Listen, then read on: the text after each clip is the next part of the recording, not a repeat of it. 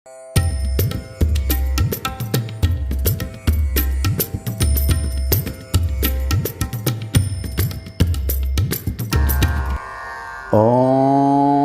नमो नारायणाय विश्वेश्वराय सांबाय सदाशिवाय नमो नमः।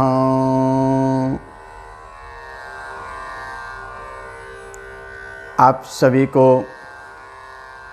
जय श्री कृष्ण। हरि ओम। जय श्रीमन्नारायण। भगवत कृपा से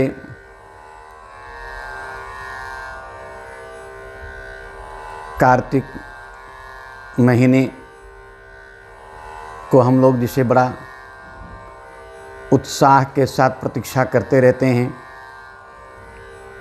वह प्रारंभ हो रहा है, जिसी को हम लोग दामोदर मास भी कहते हैं।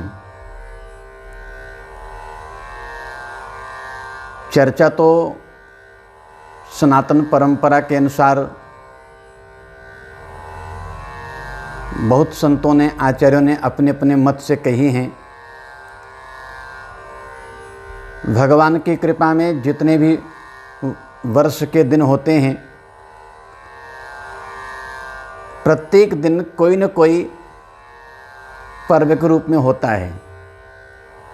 देश देशांतर में अगर आप देखोगे तो कोई न कोई पर्व प्रत्येक दिन बना रहता है, और इन पर्व में अपने अपने आचार्य परंपरा के अनुसार सब लोगों ने अपने अपने पर्व का बड़ा महत्व दिया है। कोई जन्माष्टमी को, कोई रामनवमी को, कोई दीपावली अमावस्या को, कोई तो शिवरात्रि आदि अपने जीवन में पर्व को सोल्लास मनाते रहते हैं। मैं मेरी मति के अनुसार अगर आपको चर्चा करूं तो मुझको तो सबसे सुंदर और सबसे श्रेष्ठतम पर्व कोई लगता है तो शरद पूर्णिमा का। भगवान जन्माष्टमी में पधारे हैं, रामनवमी में राम जी पधारे हैं, लेकिन नाचना तो शरद पूर्णिमा की रात्रि में ही भगवान ने किया है। जो हंस परमहंसों के साथ में, जीवों के साथ में सार स्वरूप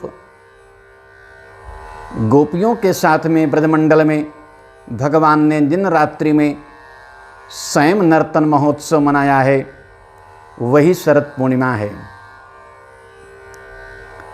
और यह शरद पूर्णिमा कई अर्थों में हमारे लिए अत्यंत उपयोगी है। श्री भागवत जी का मैं अगर आश्रय लूँ तो आपको एक बात कहूँगा। शरद पूर्णिमा आते ही सब लोग बहुत आनंद में आ जाते हैं। प्रकृति में एक सहज भाव से प्रकृति श्रृंगार करने लगती है। स्वयं लक्ष्मी जी ब्रजमंडल का श्रृंगार करती हैं।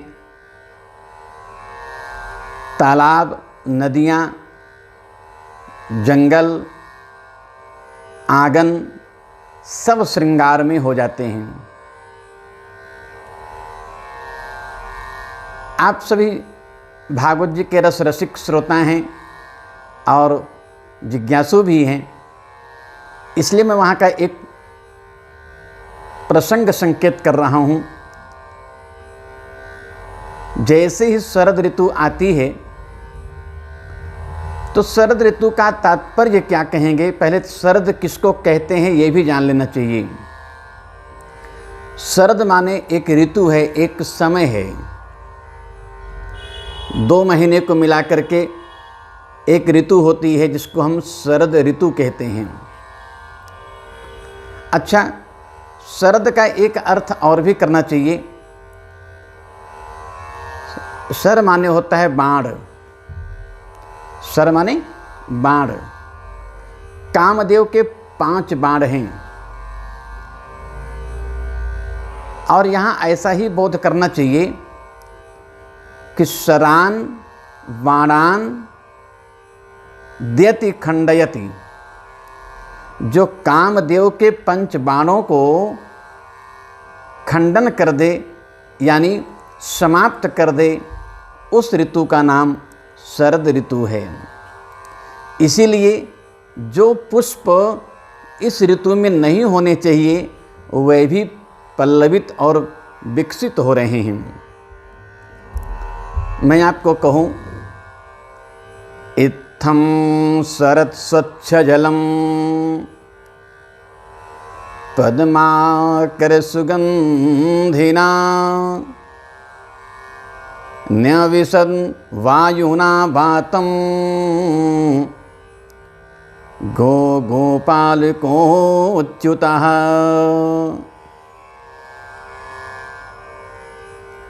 जब शरद ऋतु आती है जल भी बहुत स्वच्छ हो जाता है, यानी जब विकार समाप्त हो जाते हैं तो विकार रहित प्रकृति कितनी सुंदर लगने लगती है। लक्ष्मी जी निज हाथों से मानो ब्रजमंडल की गलियां, चौराहे, पूरी बीथी को, पूरे मंडल को अपने हाथों से सजाती हैं। क्यों? क्योंकि इसी ब्रजमंडल की बीथी गलियों से ही भगवान पता नहीं कब और कैसे अपने नंगे पावन दौड़ते, इतराते, मचलते चले जाएं। और ऐसा हुआ भी। सुंदर वायु का वहन हो रहा है, हवा धीरे धीरे चल रही है, दिन बीत रहा है, शाम हुई है और शाम के समय आज भगवान का मन आनंदित हो रहा है, क्योंकि शरद पूर्णिमा है। चंद्रमा अपनी संपूर्ण कलाओं से आज देदीप्यमान है, प्रकट हैं। और तब भगवान को लगा इससे अच्छा पर्व कोई और अब नहीं आएगा। महाराष्ट्र की बात आपको मैं भगवत कृपा होगी तो ज़रूर कुछ कहूँगा, लेकिन शरद पूर्णिमा है इसलिए मैं आपको एक ही बात कह रहा हूँ, भगवान ने भी इस रात्रि की प्रतीक्षा की है हो। भगवान पिता रात्रि ताह रात्रि ही, माने अनेक जन्म जन्मांतर बीत गए और ये रात्रि नहीं मिलती है। बहुत सौभाग्यशाली वे जीव होते हैं जिनको यह रात्रि मिलती है। और उसमें भी भगवान भी, जीव की बात छोड़िए, भगवान भी इस रात्रि की प्रतीक्षा करते हैं। कौन सी रात्रि है? शरदोत्फुल्ल मल्लिका, शरद ऋतु का जो पूर्णिमा है और उस पूर्णिमा में जो सुंदर रंग बिरंगे फूल खिले हैं। और आपको कहूँ, प्रकृति का फूल हो अच्छी बात है, लेकिन ये जो इंद्रियां हैं जो संसार में बहिर्मुख होती रहती हैं, यही इंद्रियां जो भगवान के शरणागति कर लेती हैं, तो इनमें जो जायमान सूक्ष्म इंद्रिय तत्व है वही पुष्प बन करके भगवान के लिए आज पल्लवित हो रहे हैं। यह देख करके गोविंद को नहीं रहा गया। तब वीक्षरन्तुं मनश्चक्रे योगमायामुपाश्रितः। चक्रे, संस्कृत प्रेमी लोग इसको बहुत आनंद लेते हैं, आत्मनेपदी क्रिया है, यानी आज भगवान को भी स्वयं में मन हो गया रमण करने का, आनंद लेने का, क्रीड़ा करने का हो, खेलने का मन हो गया। और जब खेलने का मन हो जाए तो कोई होना चाहिए, तो बोले हाँ क्यों कौन होवे। तब भगवान ने आज, क्योंकि माया के मूल स्वरूप में दो हैं, एक माया कृपा माया है और एक माया योग माया है। तो आज भगवान ने खेलने का मन बनाया शरद ऋतु की पूर्णिमा में, जहाँ प्रकृति ने, जीव तत्व के इंद्रिय तत्वों ने पुष्प बन करके भगवान के चरणारविंदों का श्रृंगार कर रहे हैं। तब उसी में योग मायामुपाश्रिता,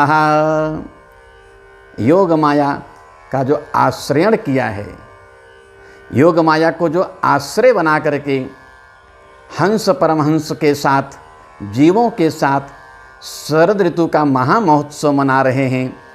यही महामहोत्सव भगवान के साथ नर्तन करने का सुख देता है। नर्तन की प्रक्रिया, नर्तन का भाव, नर्तन का फल क्या होगा, यह मैं आपको भगवत कृपा से प्रसंगानुसार संकेत करता रहूँगा। शरद ऋतु का जो ये पूर्णिमा पावन पर्व है, आनंदित हो, यही भगवान से प्रार्थना है। जय श्रीमन्नारायण। हरि ओम।